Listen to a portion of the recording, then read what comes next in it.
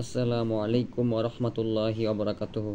সম্মানিত আমার প্রিয় নাজিরিন, কেমন আছেন আপনারা সবাই? দোয়া করি এবং আশা করি আল্লাহ তাআলার অশেষ রহমতে আপনারা অনেক অনেক ভালো আছেন। আমি আপনাদের দোয়ার বরকতে অনেক অনেক ভালো আছি।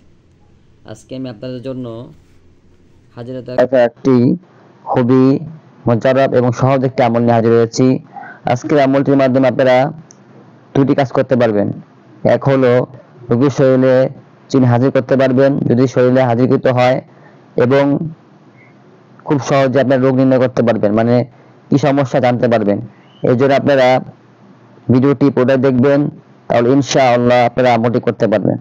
কিভাবে হাজিরাটি করবেন এখন পুরোপুরি বুঝে নিন।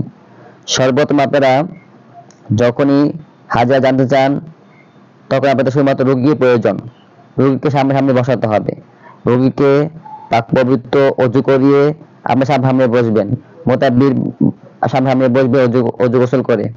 তারপর কি করবেন, কয়েকবার দুরূদ শরীফ, কয়েকবার ইস্তেগফার পড়বেন।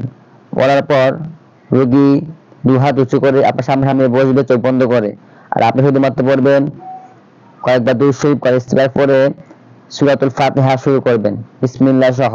কিন্তু সূরাতুল ফাতিহা পড়বেন এই নিয়মে: বিসমিল্লাহির রহমানির রহিম আলহামদুলিল্লাহি রাব্বিল আলামিন। এইভাবে সূরা বিসমিল্লাহর সাথে মিম মিলিয়ে তারপরে পড়বেন আপনারা। এইভাবে আপনারা একবার পড়বেন, রুগীকে দম দিবেন একটা।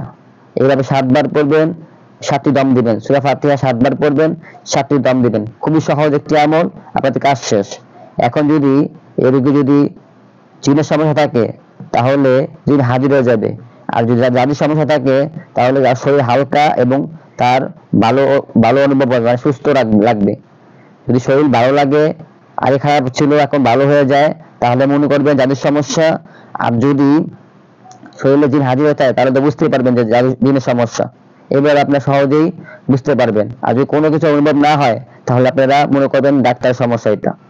তাহলে আপনারা এভাবে হাজিরা দেখুন, খুব সহজ একটি হাজিরা দিলাম, আপনারা প্রয়োগ করলে আপনারা ফায়দা পাবেন। আসসালামু আলাইকুম ওয়া রাহমাতুল্লাহি ওয়া বারাকাতুহু।